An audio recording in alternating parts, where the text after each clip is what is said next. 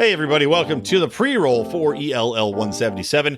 You know, at the top of the show, I just want to ask you to help us out, support what we're doing and all the time and effort we're putting in, extra content we're putting out there, doing these debates. Of course, we just had our last debate, which I'm going to talk about in just a minute, on which you heard yesterday, actually, on our feed, which took place Tuesday night. But on top of that, degenerate gamblers, conspiracy corners, our live feed beer pong tournaments that we play with me, Rico, Odie, Howie, and sometimes JB on the weekends to keep you sane, keep you laughing. We live stream those to our Pride group. And of course, you could get in at higher levels, $15, you get all our emails, $25, you get to take part in our Mufasa calls, video discussions with us once a month, and you can go higher than that should you so decide. To support us, let us go to all these libertarian events that we like to attend, to pump out extra content and upgrade our gear. Baby, we don't have Joe Rogan Spotify money. You guys are our Spotify money. So help us out. Go to patreon.com/Lions of Liberty. Welcome to Electric Libertyland, here on the Lions of Liberty podcast, your weekly shot of culture, comedy, and liberty with your host, Brian McWilliams. Welcome. It is me, Brian, quote, alternative host, unquote, McWilliams, a nickname that was bestowed upon me on Monday's show, the flagship Lions of Liberty show, where Mark had Gene Epstein, of course, the great Don of the New York Liberty scene and the founder and head debater of the Soho Forum. He came on Monday's show and I guess gave me a flattering shout out by saying that Angela McCardle, who was on my show, he was referencing her. She came up in conversation. And of course, Gene goes, "Oh yeah, one of your alternative hosts, what was his name? Thanks a lot, Gene. You're on my list. You hear me, Epstein? You're on my list." The best, most listened to host on this show, Brian McWilliams, the one and the only. Don't forget it, Epstein. Come over there, leave a damn horse head in your bed. Make sure you never forget the name. Going to be like when Mr. Burns forgot Homer Simpson's name and just traumatizes him. And Gene Epstein's going to wake up. Only thing he can say is Brian McWilliams over and over again. Brian McWilliams, Brian McWilliams, Brian McWilliams. Yes. Alternative host, you. Anyway, welcome to Electric Libertyland, episode number 177, everybody. Of course, you can find the show notes for today's episode, which is airing on a Thursday. But these show notes will be at lionsofliberty.com/ELL177. And yes, I don't know, maybe you listen to me regularly on Thursdays. I know some of you trickle in. I think a lot of my downloads do happen the day the episode comes out. I think probably about 75%. But, you know, some of you are stragglers. I know you have a lot of content to get through. So maybe it's Friday, which is probably even better. I mean, for those of you that like to drink and listen to me, even if it's in the morning, a little bourbon and the coffee, I know that hearing me on a Thursday is going to be even better because you can be that much drunker being closer to the weekend. And naturally, those of you listening on a Friday, well, you just must be like pigs and shit. Drunken pigs and shit. Snorting and snuffling and truffling around, probably fondling each other's little piggy tails. Ah, those curly Q tails. Sexual. I kid, of course, not sexual. It's not in my Pornhub history, don't you worry. But anyway, I am here on a Thursday, and I did watch the debate. Of course, I hope every single one of you did as well. A big thank you to Chris Spangle of We Are Libertarians, by the way, who handled the back end of that for us and produced it for us and helped share that to all of the We Are Libertarians platforms. If you don't listen to We Are Libertarians, give Chris a listen as well. He's a great guy, good sense of humor as well, and a good friend of ours on the show. But yeah, coming out of the debate, I mean, I'll give a quick take on this, and maybe I should preface this with talking about Amash dropping out, because I haven't had a chance to talk about that since he did. I will say that I am happy about it. I am relieved. I'm happy about it. Even though I do like Justin Amash, I think that he does a great service for liberty, and I think his being in the Senate, in the House of Representatives as a libertarian, the first libertarian congressman, is fantastic. And I think that he can do a lot of good there, but he needs to focus on being reelected and expanding the libertarian brand in that seat. So I'm happy he dropped out. I thought it would have been, number one, it threw the party into a complete uproar. I think you would have had a similar situation where he would have de facto gotten the vote. All these people that have been working, that have been really passionate about building up their brand and building up the brand of liberty and really focused on the party platforms and the principles would have been pushed to the side. And not to say that Justin Amash doesn't share a lot of the principles that we do share, and I think he'll probably come around to more of them, but in his initial appearances in the media, didn't do an especially great job of communicating that. I think he was still feeling it out and trying to appeal to a little bit too broad a spectrum of people, that being the left. Now, this cycle coming through, I don't think that libertarians have a chance in hell of making a dent. I think Amash would have gotten some people's interest, but I think that the hatred of Donald Trump or the reverse hatred where people, it's kind of the rebound effect or the rejecting the left because they've just become such progressive assholes and overbearing scolds, that's going to go a long way to establishing Trump's base are definitely going to vote for him again. Definitely. I think the coronavirus, the response from the Democrats, and I'm going to talk about this a lot on the show, but the over response and the scolding from the Democrats is going to be pushing people that might have been questioning their dedication to Trump right back into his arms. And, Trump Nation's Trump Nation. They still love him. They still love his tweets. They love how boisterous he is. They love his fighting spirit. They're going to support him. A libertarian doesn't have a place as far as running a straight campaign, which is what Justin Amash would have done, as somebody that would have come out not as a firebrand, not as a person that's really just fighting for libertarian principles and only libertarian principles. I think he would have come across in a very Gary Johnson-ish way, although much better and with a better record to point at as far as a legislator goes. But he would have still been running a campaign that would have been very placating to the left and the right rather than one that would have been a groundbreaker, something that would have cut through, something that would have been a, what's the word I'm looking for? God, it begins with a D and I just can't think. A disruptor. Right? We talk about disruption. That is a buzzword thrown around in all sorts of goddamn communications. But being a disruptor, I think he's far better suited being in Congress, running as a libertarian again, living and legislating as a libertarian, building his brand up and helping libertarians build their brand up. And then 4 years from now, running again. I think that will go a long way. I think that I would be far more comfortable supporting him as a presidential candidate. And I think if he came in at that point, having built up 4 years of cred with the party, where it's not a guy just coming in from the outside and skipping a lot of the debates and skipping a lot of the rigmarole everybody else went through, having skipped a lot of these conventions, I think he'll get a fairly large and easy path to the nomination for the LP. And hopefully we have grown the party and done our job in the interim. Because I don't know if Trump's going to be more authoritarian and more warmongery or less. I don't know if he's going to be going down and doing more of the things that he ran on as far as ending regime change, as far as being better with Kim Jong-un, as far as reining in and letting people do what they want with the drug war and legalizing marijuana, as far as deregulating everything. I just don't know. It's oftentimes you see the true presidential agendas come through in the second term, since they don't have to worry about reelection. I think Donald Trump 100% will be reelected. And the libertarians, regardless of how he governs, if he governs in a way that we like, we can say more of that.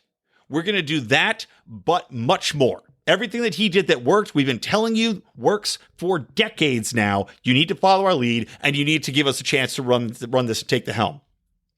If he goes the opposite way, if he goes more totalitarian, if he kowtows to Democrats, or if this COVID nonsense continues to go, and we have 2 years of COVID lockdowns and all this fighting, and these Democrats continue to push just rabid nonsense bullshit through in the House and the Senate with their new green deals and their massive spending and, spending trillions on sending immigrants to college, illegal immigrants to college, I should say.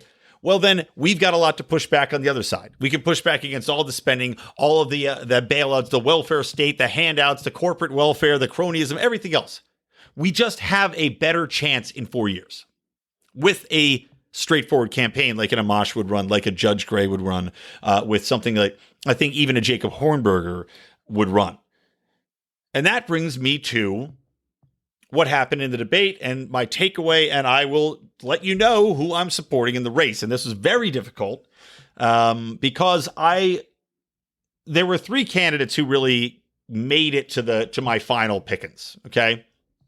And that's not to discount Jo Jorgensen. I think is a great voice for liberty. I respect her quite a bit. I think she's a very intelligent woman, and I hope that she remains a big part of the party moving forward. But she just, for me, didn't grab me.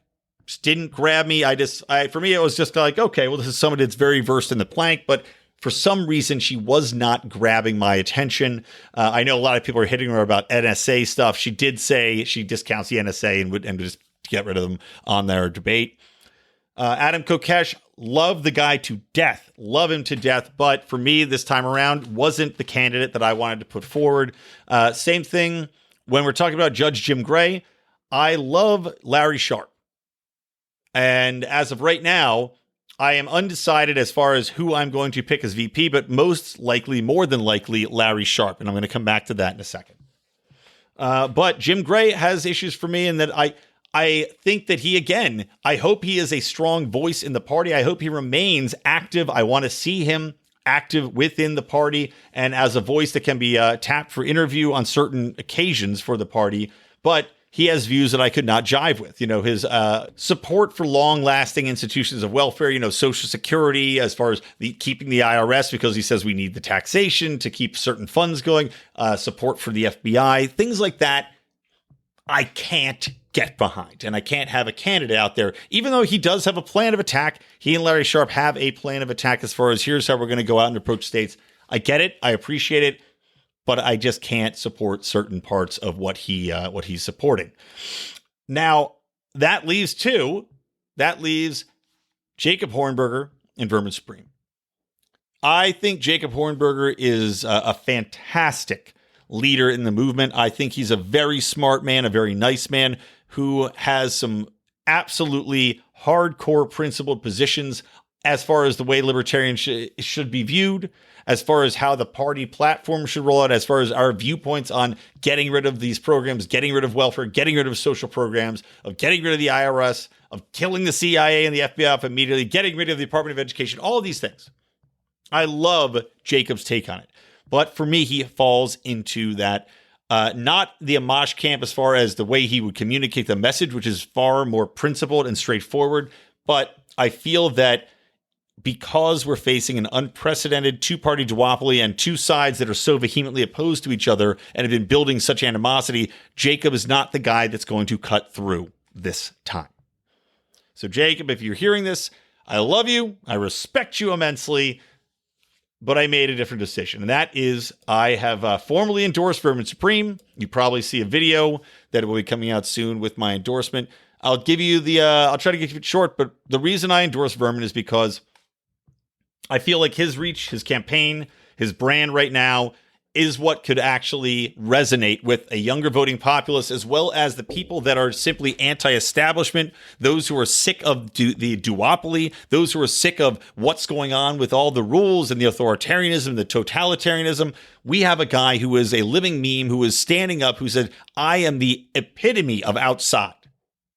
But Vermin has also been fighting for 30 years in this party. He has built this character up. He's gotten mainstream media attention. He knows how to work and get media attention. He knows how to work the social platforms quite proficiently. He's got a good team behind him. And I think that with the full force of the Libertarian Party, and I hope other people will support him should he get the nomination, I think that he can really make some massive waves. I could see him cracking the 10% support threshold fairly easily. You need a non-traditional campaign right now. And I think that the in on the joke, hashtag in on the joke, will speak to a lot of very smart people that are looking at this situation, that have been saying this two-party system's gone too far. We're simply going back and forth with totalitarians on both sides, and we need something different. They will look to Vermin, and they will look to happily cast a protest vote. But it's not just that. It's that this vote is an entryway. Just like with Ron Paul, who was bombastic. Ron Paul came out. He was a guy he was not non-traditional in the way he looked. He wasn't a boot on his head kind of guy. But what he said, the way he said it, the way he approached it, and his record were so groundbreaking that it shook people up. It shook them out of a stupor. I think Vermin can shake people out of that stupor. We just need to help him. And people will say, yep, I'm in on the joke. It'll be a badge of pride to say, I'm in on this joke of the system that we are fucking living under. And hopefully from there, they take their pill, they open their eyes to liberty, they open their eyes to what they've been doing, they open their eyes to the way the media has lied to them about the systems they have in place, the way in which these parties have manipulated the world, the way in which they simply pass power back and forth from their elitist high chairs, eating golden baby food up in the clouds, and say, this is the shakeup that we need. We get them involved, we build our base, we build the brand up, we build that support level to the point where we don't have to worry about, or we don't think that 3% is some sort of fucking victory, because it's not. So that's why I'm officially supporting Vermin Supreme. And honestly, I know he's got Spike Cohen as his VP pick. For me, I'd like to see Larry Sharpe. I want to see a Vermin Sharpe ticket, because that would bring together two of the absolute most potent campaigners, communicators, fundraisers, people who have brought a lot of people to the party. Vermin Supreme has by far brought more people into the party by registration numbers per the LP than any other candidate. Larry Sharpe has done an incredible job raising awareness. He's a great communicator. He's a great public speaker. He's a businessman. He's a serious guy with a ton of energy.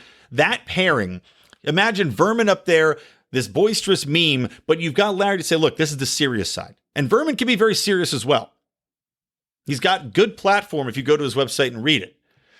So you got Larry supporting that. You've got Larry who can get out there, who can really, if you want a voice of pure straight reason, you've got Larry out there communicating and just busting his ass, because Larry does not stop. So you got on one side, you got the rabid dog, and you got the Energizer Bunny. And that's a ticket I really want to see. So while I still might look, I still may go with Spike Cohen, who is Vermin's VP pick. Larry Sharpe for me is the guy that has always really captured my attention. And I did have the opportunity to hang out with him in person as well at the California LP convention, and just is as impressive, as intelligent in person as you see him online and in interviews. So there you go, guys. Hashtag in on the joke. Okay, so let's hop into some show topics here. First off, good news, bad news, right? The Senate voted down some protections against warrantless government collection of browser data and search history. That sucks. Of course, went along, even some Democrats jumped on board and went across the aisle to vote for those. Now, one Democrat who did not vote against it, who usually does, is Bernie Sanders. And this was basically a reauthorization of the same bullshit nonsense USA Freedom Act, the leftovers of the Patriot Act that allow warrantless surveillance, be able to get your search histories, get your records, no problem. So they're trying to protect that, especially in the wake of all these abuses. Bernie Sanders, not there to vote on this bill, not there to voice his dissent. God knows where Bernie is. I guess he's in hiding because he's a feeble old man, a coward, and a weak individual who, of course, just dropped out of the race with a little more fight than you'd expect from a worm in the sidewalk on the rain, or worm in the rain on the sidewalk. There you go. Took me a minute to get that imagery pulled up there, but God, you ever smell those disgusting worm smells just lying on the sidewalk after a rain? It's like just a weird, nasty smell. That's what I imagine Bernie Sanders just smells like all the time. Like, I just imagine his suits are damp all the time. Like, just some reason you could put a Bernie Sanders suit in the sunshine all day long and it just still smells like mildew. Yeah, kind of like that. But the good news is that they were able to add in a couple more privacy protections before the vote becomes finalized. Now, they have to send this back to the House, but Mike Lee and Patrick Leahy increased the role of outside legal experts in FISA court hearings, allowing them to weigh in on FBI surveillance requests.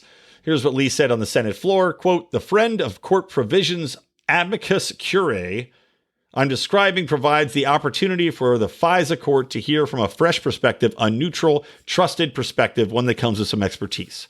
Now, that's good, right? It's good that we've got these bill amendments, and it's got to go back to the House, then get passed again, then come back to the Senate. But it's good to see that put in there. At the same time, I don't know.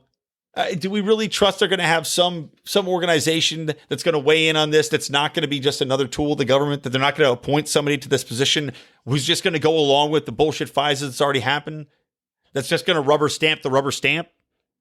I've got my suspicions. I mean, you need more. And of course, they didn't go down the road that I would have liked, that anybody would have liked that's a liberty advocate and a privacy advocate, to say, no, you need a warrant for this shit. You can't just warrantlessly surveil us. You can't do any of this stuff. The FISA courts cannot be a secret court. You have to be able to access this. This goes against everything we stand for, to have a private court where you're not allowed to face your accuser, where you're put on a secret terrorist list or a secret watch list, or you're surveilled in private, and you have no recourse. And they do it to millions of people when you take in the amount of FBI information they can get with the HOP system. You know, I think it's like 2 hops now. Once they surveil somebody, they can get them in this. It's just madness. So once again, we see, just like I was talking about the opening ramble about the establishment to duopoly system, wherein they're virtually the same. They agree on almost everything as far as the acceptance of authority and wanting to dominate the populace. They don't care. All they care about is power. They don't care about these little itsy bitsy things that they argue that keep us distracted. Okay, moving on to COVID. Oh, COVID. So I don't know if it's just me that's seeing this as of late, or other people have been noticing this as well, but I mean, we have seen the long march of the Democratic Party towards authoritarianism. All the while they decry Trump for being an authoritarian, they have been going down the path of, we want to control your guns, we want to control your speech, we want to control what you can say on the internet, we want to control where your money is spent, whether it's spent on citizens or not. We want to control how you travel. We want to control what you can purchase and where. We want to lock you in your homes and maintain these lockdowns because one life is too many to sacrifice. And God damn you if you try to even dare go to work, if you dare to go to a business, if you dare to have a firearm during your protest, well, we're going to lock you up and we're going to punish you by virtue of powers that we should not rightly even have. And of course, during COVID, this has gotten far, far worse. And it's puzzling to me just how crazy the divide is between Democrats and Republicans. Now, I don't have libertarian polling, but I got to think libertarians 100% say that the worst of the virus is over and we need to open up business. But the divide between people on this, what's become an issue of morality somehow, and progressive versus conservative values where there should not be when you look at simple facts. And this comes from a poll that I see that says, the divide between Republicans and Democrats on whether or not the worst of the coronavirus is over, 43% of Republicans say the worst is over. Only 8% Democrats. And if you've had conversations like the last episode I did, I discussed a lovely little conversation I had on Facebook with a couple of people. It could not be more pronounced.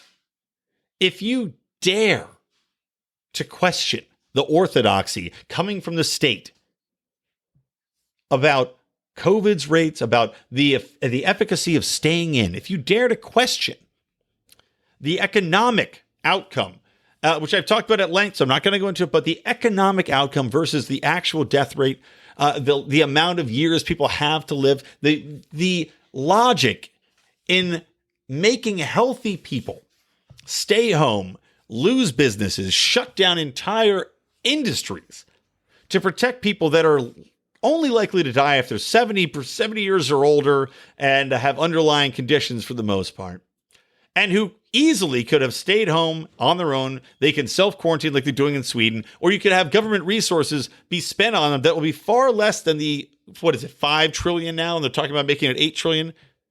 How about and again, I'm not advocating that we spend any trillions of dollars on this, but how about instead of that, why don't we just spend $500 billion and allow these elderly people to have a little bit more protections? You could have extra layers of, got my wife walking through right in the middle of this. Have extra layers of antiviral, have extra people working there to keep them safe, have extra money spent on programs to deliver food, deliver goods, deliver whatever you need. Spend that money rather than having everybody forced to stay home and shutter their businesses, which may never open again, at an unknown expense. But we know that it's at least 5 to 6 trillion. Now, as I said, if you dare to question that, if you point out any of these facts, or if you dare to even voice, like when they said, last episode, we were told that LA would be locked down for 3 more months, right? Now, Garcetti, our idiot mayor, has walked that back, but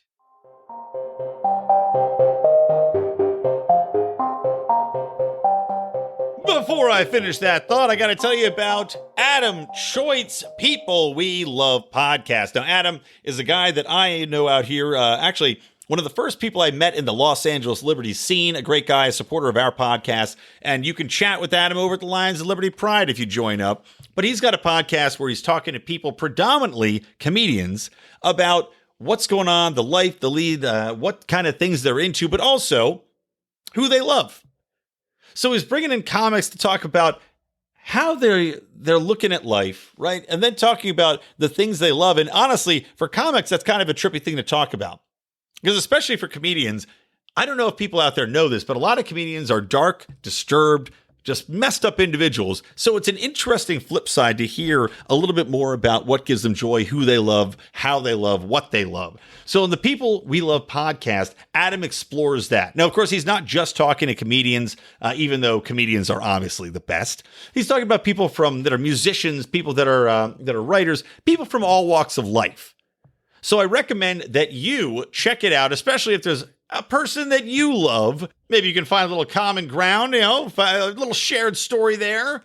But check it out on People We Love, available anywhere podcasts are heard, or at peoplewelovepodcast.com.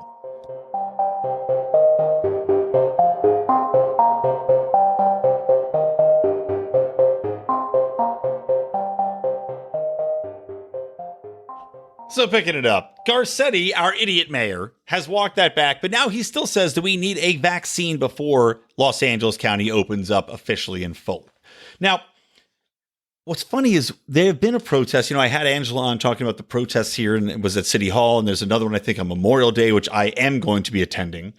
But the people, these Democrats' reactions, right? This acceptance of state authority, this just absolute rolling over mentally, is almost like members of a cult. I mean, it's like you're seeing these exact things because just like the climate cultists, just like any other cult mentality, they've invested so much into anybody that defies the government's mandates is wrong and evil, right? Have to be wrong and evil to justify their going along with these lockdowns. So the Democrats, instead of being happy that COVID isn't as bad as they thought, instead of being happy that there are signs that people should be reopening businesses as these states open up, as Georgia opens up, even Atlanta's super Democratic mayor says, yeah, you know what? It's not as bad as I thought. We see Texas opening up. We see Ohio now has judges overturning this law and saying, open back up. And Rico just said he went to the bar the other weekend, packed with people. People need to get out. They need to live. But these Democrats, instead of seeing this and saying this is good news, they double down on how bad it's going to be. And it really echoes the climate crisis, if quote unquote climate crisis, wherein you've got the orthodox viewpoint of these authoritarians saying we have to destroy these industries in order to save X. And it doesn't matter how much they shift the goalposts. It doesn't matter how much they change the parameters. It doesn't matter how much the models are wrong, provably, demonstrably wrong over and over. They can't break from the cultist viewpoint. Because if they break from that viewpoint, it's admitting they're wrong, and their ego cannot handle that. And we're seeing that play out here in this acceptance of authoritarianism and totalitarianism and fucking fascism, especially when we look at the control of information and how it's being censored constantly. I mean, the movie Plandemic, which I thought was a fairly interesting watch. I'm not going to say it's factual in every sense, but it's factual that the woman in Plandemic was a doctor working for Fauci. And I don't know if they destroyed her career or not. But to see the censorship playing out there, to see Facebook marking everything and taking things down that have COVID in them. I mean, my wife listens to Sam Tripoli's show, the Tinfoil Hat podcast, and I actually want to get Sam on. I'm going to reach out to him. But he's been basically ripped off of everything. They shut him down on iTunes. They shut him down on Facebook. They shut him down on YouTube. he's got nowhere to publish now because he's talking about the conspiracy theories. He's experimenting with his ideas, right? But you're not allowed to do that by these democratically controlled institutions, of course, Google, Facebook, YouTube, that's still Google. All these podcasting apps, Apple, they're all Democrat-controlled organizations that are in bed with authority 100%. And they will not allow the flow of information to open up and flow freely because they can't have anything challenge that orthodox viewpoint of lockdown good, people protesters bad. And you see the next step in this in that they have to equate the people that are protesting with being evil, which is why how many stories have you seen equating people that are protesting with white supremacists and Nazis and far righters? I saw an article that was saying, well, these things are a magnet for the far right and for Nazi sympathizers. Okay, why? Because they're anti-government? I mean, that's the only argument you could make is that people that are probably right-wingers are predominantly going to be anti-government because they want to live, or I should say alt-righters, or let's say ethno-state people. Okay, I could see that because they're anti-government. That doesn't make everybody at the protest a pure Nazi sympathizer or an alt-righter or anything else. There's simply people that want to work, or there's simply people like us who don't think the government should have this authority, which it doesn't, and we're seeing that play out in these court decisions, by the way. It doesn't have the authority to shut down industries, to shut down economies, to print money endlessly that inflates everybody's currency, it raises the cost of living, raises the cost of goods, to interrupt the supply chain, and to force people to stay in their homes or impose draconian and unconstitutional measures as far as what they have to wear as far as garb goes to leave the house. And on top of that, there's a lot of free speech infringing things that are happening here as well with the control and censorship of information. So, that brings me to my next point. What's fascinating about these protests as well, to me anyway, is the double standard that comes into play with these Democrats and how they view the protests. I mean, you've got people out, millions of women out protesting, right? In this Women's Day, this International Women's Day, when you can't really find any evidence that there's discrimination going on in the workplace, in wage gaps. All of that has been debunked. Pure and simple, it's been debunked. Women have it better today than they've ever had it virtually anywhere in the world during any period in time. I dare you to find somewhere that women have it better. And people will say, well, what about Sweden or Denmark or these places, Norway that have laws on the books for equality? Well, what's funny is when they actually passed equal rights acts and these acts demanding that women have equal status and everything else in the workplace, they actually have lower levels of women being in charge. They actually had a rebound effect wherein even though they had all these assurances and they've had all these acts in place, well, a lot of these models, especially in Sweden and Denmark and everything else, they have such a high standard of living overall that you had a vast drop in people going into the STEM careers, right? So they push all these things, and we're seeing that kind of play out in the fact that women choose to take other roles. Not everybody wants to go into science or mathematics or engineering just because now that we're pushing it, well, all these women will sign up. No. Some will, some won't. But predominantly, you do have women going into other careers like teaching and childcare and things that have more of a social aspect and social impact than let's go build a bridge. So as equal as you make it doesn't necessarily mean you're going to get the results that you want if you're a feminist Nazi, campaigner that's out there screaming that men are evil and the patriarchy has to be brought down and we need all these equality acts, because you might get the opposite result of what you want at the end of the day. And because of the cost of living, the quality of living being so high, women there opted to do careers that made them more happy. Sitting around, being an engineer, sitting in a chemist lab all day, I don't know. That's not everybody's cup of tea. It's our own J.B. Lubin's Dr. Science's cup of tea, but I don't know. A lot of people, a lot of women probably don't have that urge. They'd rather be doing something that's a little bit more in line with what makes them happy, with what might be decried as biological impulses, but being more empathetic, being more in line with helping people rather than the nuts and bolts of things. Not to say that's everybody, but when we're looking at what's happening, it certainly seems to be the case. But anyway, sorry, I'm getting off topic here. We see these millions of women marching, right? And we see people out in the streets. If you see all these Democrats voicing their support for immigrants, especially, right? If you have an immigrant march, like there was a few immigrant marches when Donald Trump was in there because people said he was racist and anti-immigrant and anti-everything, anti-immigrants working, which some of that might be true. But you have these immigrant rallies like in Los Angeles. I'm an immigrant and I am here and I want to work. And you had all these Democrats say, oh, yes, good for you. You should be able to work, you immigrant. All right. How dare anybody tell you you can't work? This is a free country. And now you have those same people looking at protesters who aren't just white. I mean, the majority of them are white, although Angela said quite a bit of the crowd was also Latino. I think she was like 50-50 between white and Latino with also some black people sprinkled in there. But now you see, they look at these protests where, in Michigan, you're predominantly going to have mostly white people there, unless you're in Detroit, but rural areas and outside of Detroit, you're probably going to have more white people than not. But saying that these protesters who are white are somehow racist and Nazis for wanting to work, for wanting to open up the country and go and get their jobs and get paid for it.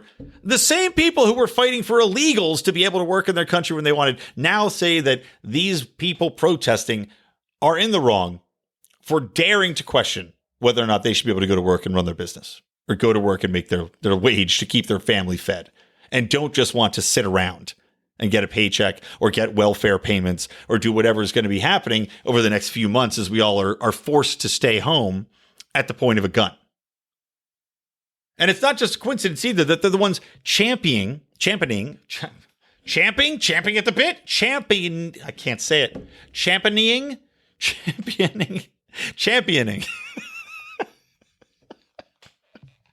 This is the high quality content you get at Electric Libertyland from alternative host Brian McWilliams.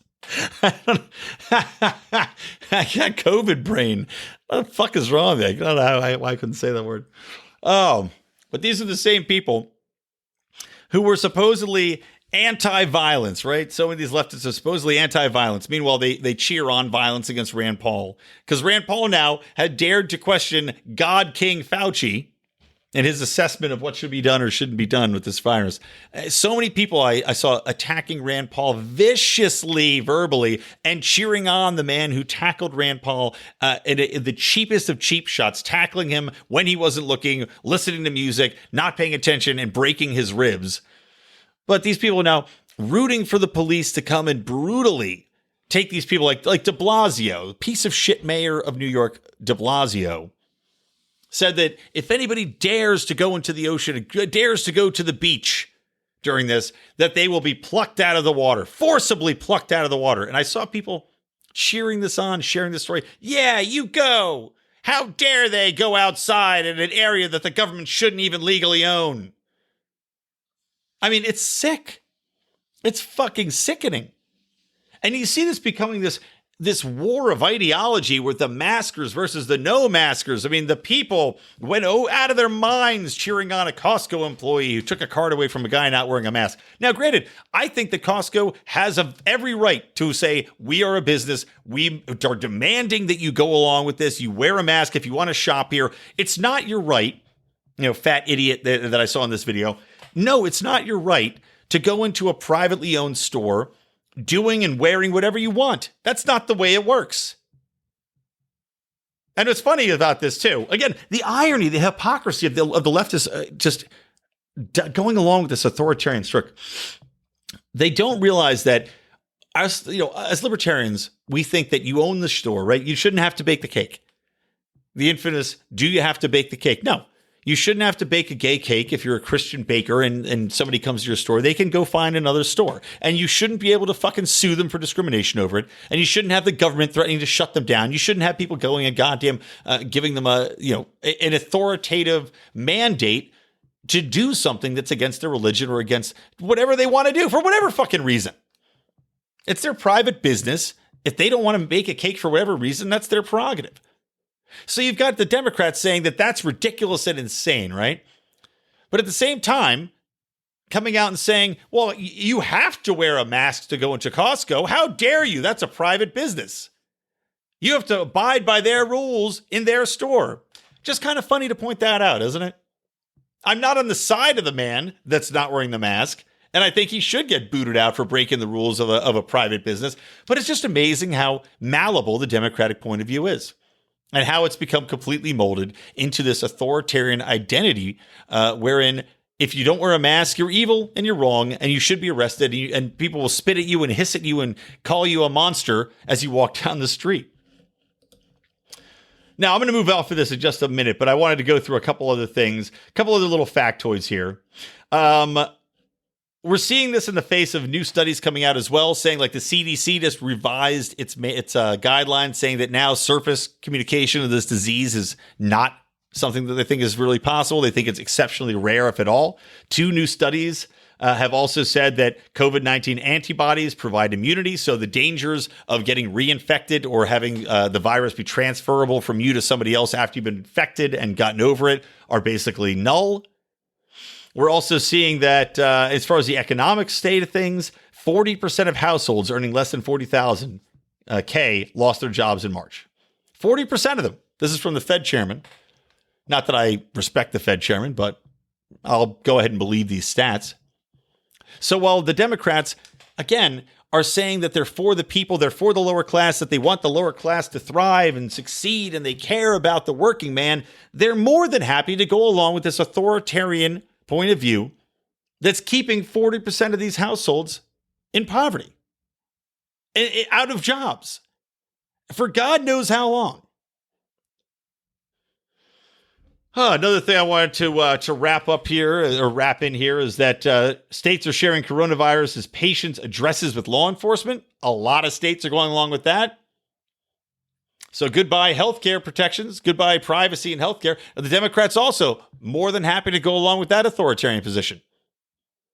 It's just amazing to me how far they've come from this bra-burning, bra-burning, civil liberties protecting, I'm going to get to the ACLU in a minute too, but protecting your right to free speech, protecting your privacy rights, that's all gone out the window. During the Obama era, where he wanted to fight guns, he wanted to bring in mental health and allow the background checkers and allow the government to decide whether or not you could get a gun based upon a psych evaluation, right? So any psychologist, now they can share your mental records. If you go in and say that you're depressed to your doctor, they can report that.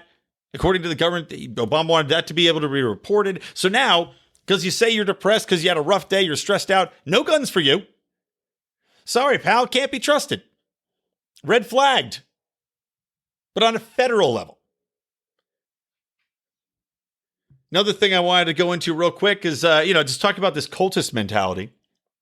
Because it's not only a kowtowing to authoritarianism, it's also worship of the people that are authoritarians. The utmost, like, my God, the CNN, granted CNN's brother, Chris Cuomo, that piece of trash.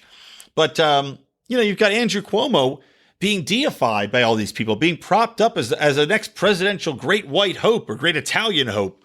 To go and replace Biden, or at least maybe even run with Biden as a VP pick, although I doubt it. I think he's going to go with a woman. But you have him being trotted out there like he's this infallible being sent from above. Meanwhile, I would argue that he's handled this thing terribly. New York's had more deaths than any place. I think California may have just surpassed it. But again, California's X times, I don't even know, 50 times the size of fucking New York. But you've got tons of people dying. You've got him literally forcing nursing homes to take patients that tested positive for COVID-19 after they were let go of the hospital. Like, the hospital has them. They go to the hospital. They're there fighting for their lives with COVID. The hospital releases them. They may not be over the disease because the hospital says we can't keep these people in quarantine for 14 days. We have to have turnover because there's other people that need to come in and use these beds, at least at the time of the height. And Cuomo forces nursing homes to take them in. And what happened? Oh, yeah, it spread like wildfire in those nursing homes and ended up killing like 60% of the people that died in New York City, or New York State, died in nursing homes. That's because Cuomo forced them to take them. He's directly responsible for their deaths. But still, he's being deified, as is Gavin fucking Newsom, as are all of these, as are Fauci. There's a goddamn Los Angeles brand of underwear that is literally producing undies that people are fucking buying. Stupid women. This is women's underwear brand. I'm not saying all women are stupid here, but stupid women, stupid progressive authority cocksucking women are buying underpants with Cuomo's name on them, on the crotch. Newsom, Cuomo, Fauci, they want to wear these men's names, these horrible people, these horrible liberty-crushing authoritarian monsters who have many people's deaths on their hands and untold future deaths on their hands from the economic, cultural abuse, alcoholism, suicide, fallout, you name it. They want to wear their names on their fucking pussies. It doesn't get more cult than that. That's prime cult. Good job, guys. Looks like you made it. I mean, that is, you are Jim Jones cult level here. I'd say you're Waco cult level, but you're going along with the authorities, so they're not going to come and fucking murder you like the FBI did. Okay, two more quick things about this. I got to address Greta Thunberg being on CNN's town hall on the coronavirus. They throw out three quote-unquote experts, right, who are arguably legit experts in their field, although I would argue that the experts have led us so horribly astray that nobody is an expert in the field at this point.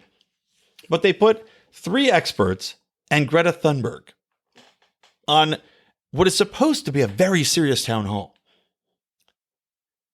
Now, number one, this clearly highlights that, and this is something that's not even transparent, every Democrat from Biden through to, I don't even know who else is talking about it. Every other mayor, Gavin Newsom, they've all been very transparent. Oh, and also let's not forget the 200 celebrity assholes that signed an open letter saying that we have to include climate change after this COVID's over. We have to change the world because God knows we haven't suffered enough and our economy is not destroyed as is.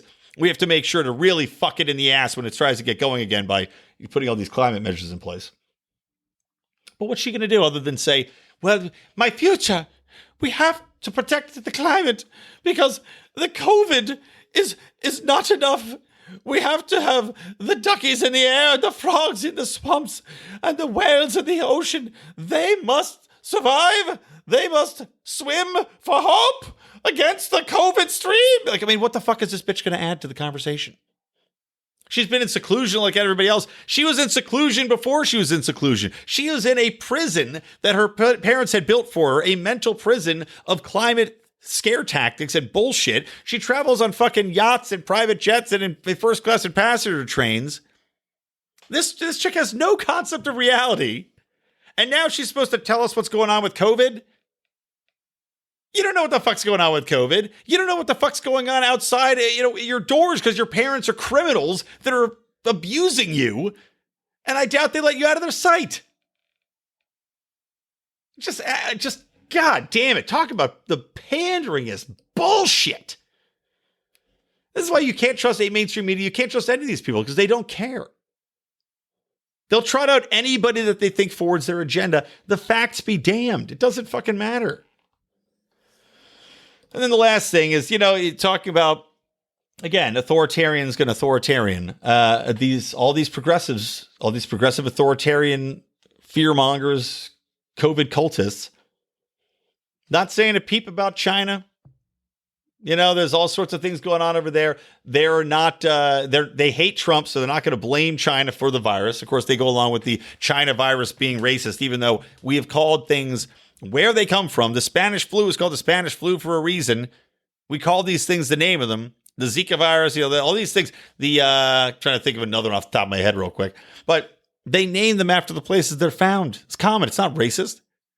This started in China. Whether or not you believe it's from a biolab or not, it started in China. We call it the Chinese flu. It is China's virus to own. These people say that's racist, but in the meantime, they won't talk about what's going on in China. They won't talk about how the lockdowns in China were so awful. Welding people into their houses. The number of people that died officially and unofficially in China is atrocious. It's almost like they just designated these people to die of a COVID genocide within these city walls. But on top of that, China's arrested 500 plus people just for talking about the coronavirus, for talking about it on social platforms, for questioning the government's response to it. Where are these Democrats here? They don't care. Because to question what China is doing, to draw attention to the acts that China is taking against people that dare would question this orthodoxy that we've all been forced to accept and been spoon-fed by the media, well, they can't do that. Because if they do that, that means that they could be wrong. That means that the lockdowns could be wrong. And we know that they can't live with that possibility. They would rather have people die. They'd rather have children be abused. They'd rather have wives be beaten. They'd rather have alcoholism skyrocket. They'd rather hope a heroin epidemic and opioid overdoses reach into the tens of thousands rather than to fucking admit for one goddamn second that they were wrong on this lockdown and that their love and embrace of authoritarianism was the wrong way to go, and that the people protesting for their jobs and the people telling them this whole time that none of this is worth it, that yes, sometimes people have to die for the rest of us to live, can't acknowledge that that could be a possibility. It would crush them. And so, doesn't matter what the facts are. They will continue to tell us that we're all going to die. Should we take off a mask? Should we go to a diner? Or should we have a drink with friends in the park? Okay, a couple more things to wrap up on this episode. I mentioned the ACLU earlier. I've lost all respect for the ACLU. They're a farce. They're a satire of what the organization was founded to be. They no longer care about civil liberties. I mean, they are now actively filing lawsuits against the education department because of the changes made to Title IX. They are actually arguing that somehow a double standard has been created in the way in which sexual assault and sexual harassment is being handled. Because Betsy DeVos dared to require that there be some sort of look into counter evidence, that they dare to redefine what is considered sexual harassment and make sure that it's not just something like, oh, well, a guy tried to kiss me one time. That they dare to question whether or not you should just immediately believe and expel somebody. And they're saying they're trying to couch this as far as DeVos giving universities an out clause as far as shirking responsibilities of Title IX, rather than giving them their fair due, giving people a chance to defend themselves against accusations. I mean, Christ, the American Civil Liberties Union is doing this is their take on it. Not that we have to protect people from allegations, from unfounded, half the time allegations and unprovable allegations that just could as easily have come from any person on the street that didn't even need to know somebody, could just toss these allegations out because they had a personal vendetta, and universities were just running with it without looking at any counter evidence. Again, I talked about this last show with Joe Biden. I just don't get it. And the fact that assholes keep supporting them. Like, I've seen people that I know do fundraisers for them, and it just knocks me on my ass. It's like the ACLU is just running on a brand identity that no longer is viable in any way. Like, they should rename themselves to the Progressive Civil Liberties Union. You know, something that redefines them and gives people some idea of what they're actually supporting, because it's just rabid, manic, progressive dogma. All right, quick chop to another one. I meant to talk about this more, but I keep running out of time. I haven't talked about this craziness with Guaido and this Green Beret raid into Venezuelan territory to try to oust Maduro. They went in with like a rag. I mean, it's like they took the plot of The Expendables and made it into a real life raid. I mean, like this company called Silver Corp USA, and they are hired. They're something like a $212.9 million contract, 1.5 million of which was owed in a initial payment. I guess they 1.5 million up front to go in, and then 212 million once they actually overthrew the government. And this is like signed by Guaido's people. We've got a literal letter stating this. So they hired these guys to go in, take Maduro out, overthrow the government, and then Guaido just comes right in. Now you have Donald Trump saying that he knew nothing about it, yet he's still working to free these former Green Berets that were involved. There was like a ragtag team of Green Berets and, operatives from various countries. Like you can see a fucking Ocean's 11 montage of them pulling the people in. Hey, you ready to rock? Like Rick and Morty getting the crew together. You son of a bitch, I'm in. I mean, this shit is literally straight out of a movie. I can't even believe that it happened. But they go in there, fail miserably, and all get captured. I'm blown away by this actually happening.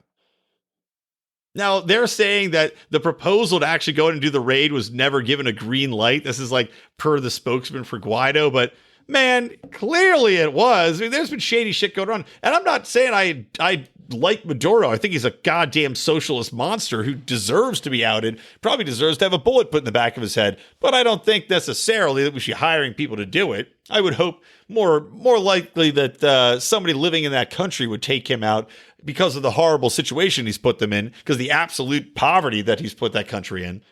But goddamn, crazy story, man. And then, so speaking of guns, second to last item here.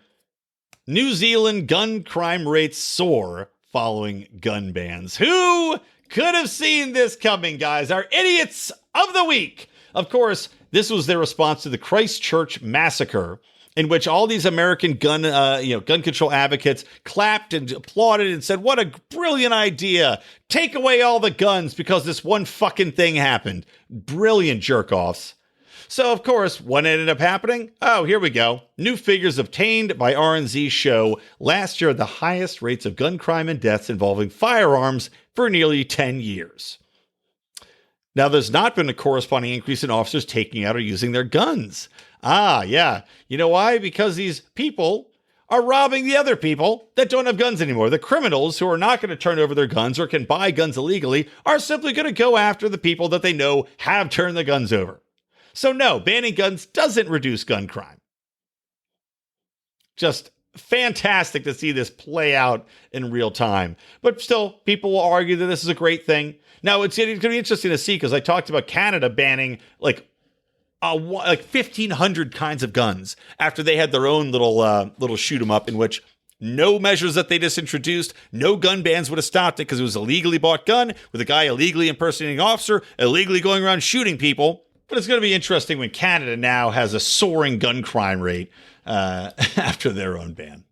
All right, and last thing, because John Odermatt is a scum-sucking pile of garbage. Yes, John Odermatt, host of Felony Friday, somehow has ignored the Breonna Taylor story. I am going to do a quick talk about it. I think he's going to talk about it in not this upcoming Friday show, but the week after, mostly because I've been hounding him to do it. But Rand Paul recently came out against no-knock raids. I'm not going to put the sound effect in, but Paulus!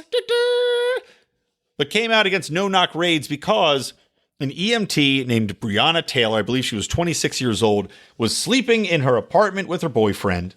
Her boyfriend was armed. When the cops came in, no-knock raid style, kicked in her door, shot this EMT dead. Right? Shot her a bunch of times, shot the boyfriend in the leg. He was shot, I think, something like 8 times and lived. She got shot tons of times. Because basically what they had happen, 2 different stories here. Obviously, one from the cops' perspective, one from the neighbors and the boyfriend's perspective.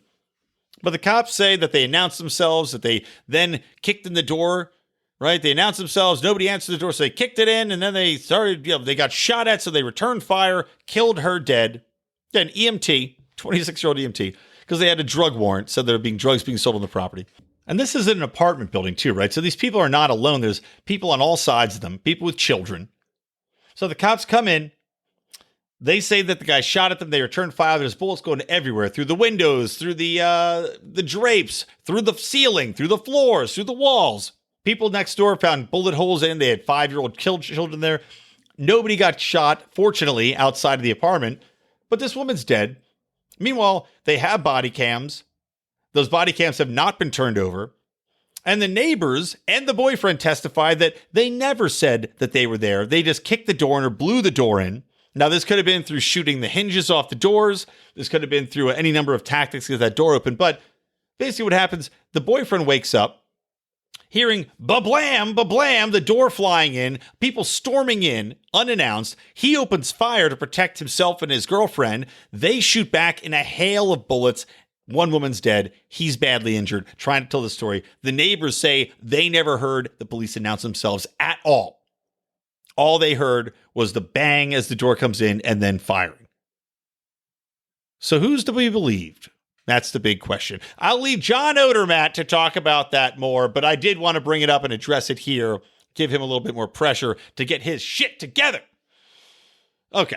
Anyway, that's it for me, Brian. Brian, quote, alternative host, unquote, McWilliams. I want to remind you to listen to Mark on Mondays. Of course, he did have Gene Epstein on insulting me, so listen to that show. And, of course, shoot Gene Epstein a tweet or an email telling him to straighten up and fly right. Of course, I'm here every Wednesday, typically, but this Wednesday was our debate show, so listen to that. Get yourself edumacated on what's going on within the party and the presidential platform. John Odermatt on Friday. He's going to have a guest this Friday, but hopefully we'll talk about Breonna Taylor next Friday. That's going to do it, guys. So wrapping it up, don't forget one more final recommendation. Listen to The System Is Down podcast from our buddy Dan, again, who I do my Rick and Morty recaps with. Dan, who actually is helping to run Vermin Supreme's presidential campaign marketing. I did my endorsement video with him today.